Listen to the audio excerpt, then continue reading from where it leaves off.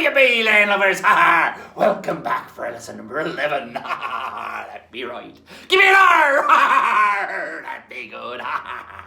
Right there.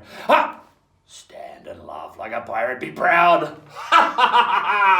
Good job. Remember, we're at our feet apart because we're swaying on the deck. And you remember your port, right? From your starboard. That's right, your port and your starboard, right? From this one. And you bow up the front. And your aft is the back here at the stern. It's your aft. That's back there. I love that word. Aft. Right. But here we be for number 11. Legs 11, they say. Oh, legs 11. All right. That reminds me of a story. I remember hearing tell of people saying they didn't think I was a real pirate because I didn't have a hook or no wooden leg, right? All right. All that kind of stuff. You know, I got the eye badge, but I didn't have the others. And I said, are you a real pirate, Captain? I don't think having a wooden leg and a hook make you a real pirate. I just think it makes you clumsy. I've said that a few times now. Clumsy boy. But I'll let you be the judge. Because the other day, right, I was at the pub, right, it was on the land. Went over there, right, and I saw an old shipmate there. And he was there. And since I'd seen him last, he'd got himself an eye patch, right, a wooden leg, and a hook, the trifecta. He had the trifecta. Crazy. I thought, well, there he is. Is he a real pirate? I'll ask him what happened, right?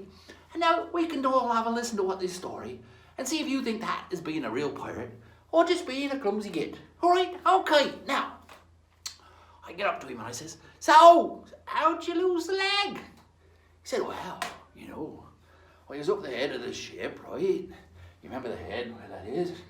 Doing me business up there, right? We got hit by a freak wave. Washed me clean off the deck, right? Went over. Big freak wave over there. Washed me off, right? But the old captain, I thought, oh, that'd be terrible. Lots of sailors can't even swim, you know, right? Because it was growing up in the Northern Hemisphere, it's so dang cold, right? You don't bother swimming because you'd freeze to death anyway, right? So you never bother learning. So a lot of sailors, once you're over the deck, you're pretty gone, right? There's not much going on after that, right? So I'll be washed off. But the old captain, he be a brave old soul, the old captain he had there, Captain Hutchinson, right, from the old Herald, right? Brave old guy, right? What he did, right, is he grabbed the main sheet, right? Remember the sheets are the ones at the end of, right? The clue on the one there, or the end of the boom there on the old, you know, fore arse sail, like that one there. And this is the main sail, the first one there, like that, your main sail. So there's a rope on there, so the captain's here, right? He's grabbed the main sheet, right? Remember the sheets of the ropes, right? He's grabbed it, and he's leaped off the ship, right? This is him telling the story. He's leaped off the ship, and as the guy, my friend's going sailing past there, as he's going back to the ship, because the current has washed it, so the sail go past. He's leaped off and grabbed him by the hair, right? He's grabbed him by the hair. And then the crew got the other end of the sheet, right? And they're up there pulling. And they pull him back to the shore, right? My mate's telling me the story. They pulled him right back to the side, right? And they both grabbed the side, and I thought, wow, that's great, but how did you lose your leg, I said. But he said, oh, no, well, you see what happened was, they were all so excited about the captain, right, because the captain's not supposed to leave the ship. You know that they say they don't captain on a ship? Well, in the Royal Navy, if you're a captain and you left the ship like that, you get in right trouble. Let the bloody drown, they say. The captain shouldn't leave the ship. Oh, too big a risk, right? That's what they say, but, you know, pirates, we're a bit more friendly, like, you know. So they all drag him off, and they're all congratulating, slapping his back, and he's going, hey, give me a hand, my friend, you know. He's going, hey, give him a hand over here. They say, no, don't be so lazy, you darf git. Throw your leg over. And I said, what? You threw your leg over? He said, no, don't be stupid. Oh, all right, then. I'm still waiting now. I got you lost a leg. He said, what happened? He said, well, I reached over, he says, and I grabbed the belaying pin, right? He's grabbed the belaying pin. You remember the belaying pin? The pins that go into the little slots there that pull the sails on that. So he grabbed all of them, and he's pulling himself up, right? He's pulling himself up. But then what happened was, the wave had swelled. Now, you know, when you're at the beach, right? You got the surf with the crashing waves and all that. And other times it's just a big rise of water, but no actual surfy, frothy bits. Well, that's the swell. That's how it swells, you know, like it gets bigger. That's what happens. So the water swelled up against the side, right? And inside that water was a shark. And it bit his leg clean off, I tell you, clean off.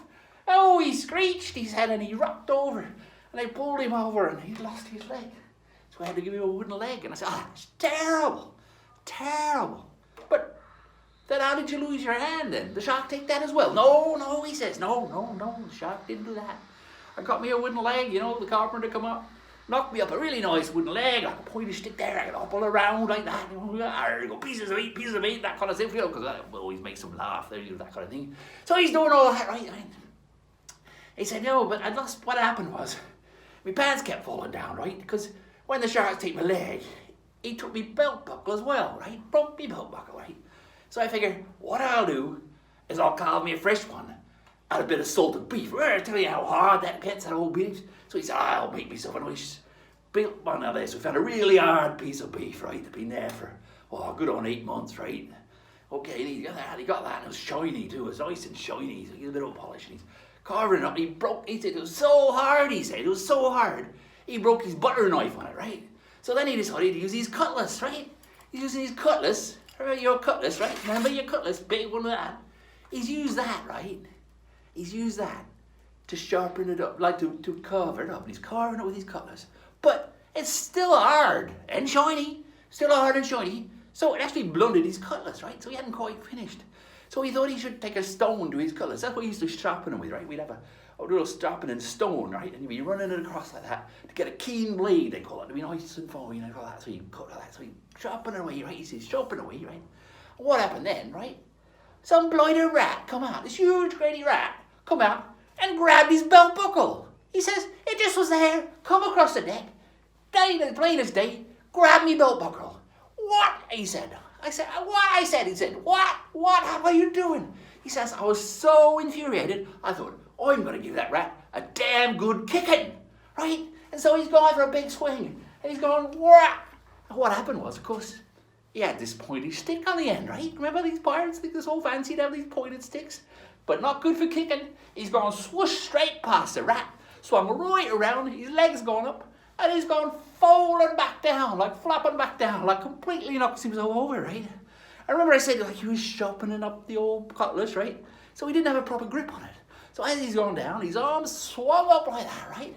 Not a proper grip. And the sword is slung out of his hand, right? These blades is flown up high in the sky. He said, I watched it sail up, till it reached its apex, the peak. It's just sitting up there. Just sat there for a while. And then gravity took hold. All right, that gravity took hold. And it come back down to earth. Or in this case, the deck. Unfortunately, between the sky and the deck was his hand. And he lost the whole thing. It's clean off. Oh, sad story, right? So I said, that's no good. I thought you might have lost it in the Battle of Blackbeard or something exciting like that. But no. He lost it to a rat. Oh, very sad, very sad.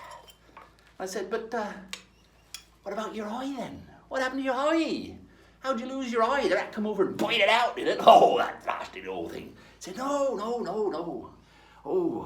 no. He says, no, I didn't do that. What happened was,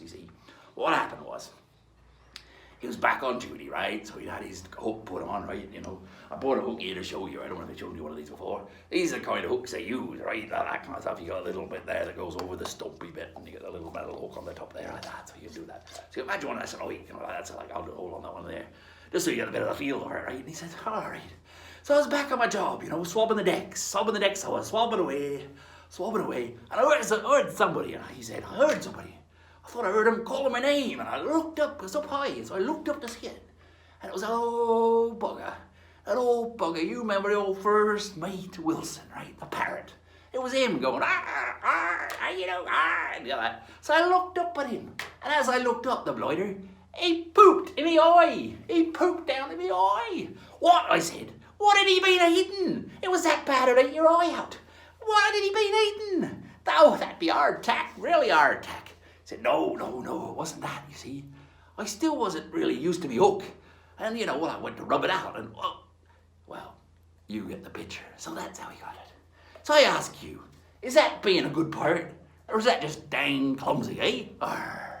It'd be a sad story. You know, we were playing cards afterwards like that, right? And he was going really badly and threw his hand in. Of course, I can't blame him, you know.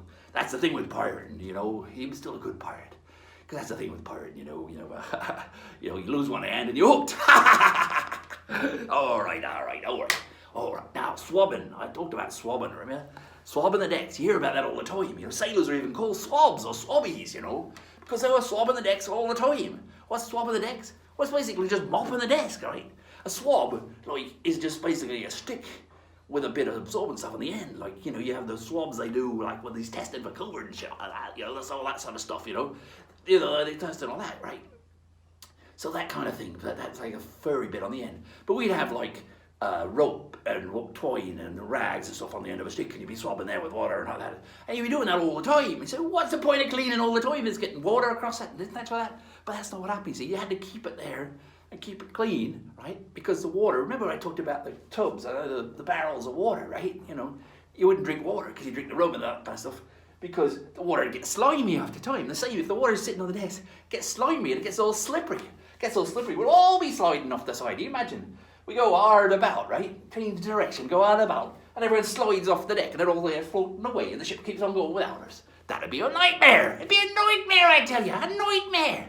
But it's all okay there, right? Because what we do is clean the deck. So every day they'd swab the deck, you know. Same as you hear at cleaning the bilge. The bilge is the bottom of the ship, right? The bilge is the bottom of the ship, right? You hear a bilge punch. Man, the bilge punch. See, those kind of expressions, right? That's right down the bottom. So when the water gets in, because it splashes over and goes down holes and goes in some leaks, every now and then it gets leaks and the corking gets a bit loose. And I remember the corkings a bit in the sides of the ship there to join the wood together, keep it from leaking in. So when the water would get in there, you know, so we had pumps there, and you had man the pumps, right? And you'd be there, and you'd be pumping away to empty out the water, that kind of stuff, to man the pump, all that, bilges. And that was a real stinky place down there, because no windows in the bilge and all that kind of stuff. So it weren't the best place to be. That's the job you didn't want to do, be manning the bilge. We usually do that as a punishment, you know. You'd be misbehaving or telling bad jokes like before, you know. That's where you'd end up bumping a body. But that'd be a couple times, so I do that. Anyway, that'd be legs 11. The last thing I'm going to cover right before we finish this one is 13's coming up, right? 13's coming up. Next one be 12. After that be 13. And what we're going to do then is have a treasure hunt. Ha ha ha! How you see? How we do a treasure hunt? Well, you got me treasure map here, right? Here it is, right? This is me old treasure map. You can see it there. Right, you see how I've got things drawn all over it, right? These are where we bury the treasure, right? And you have all the locations stuff around there, right? That. Okay, so what you got to do at home, right? What you got to do at home is draw up a map, right? Of either your house inside, if you're inside types, or outside in your backyard and something like that, if you've got a backyard or a park or something like that, right?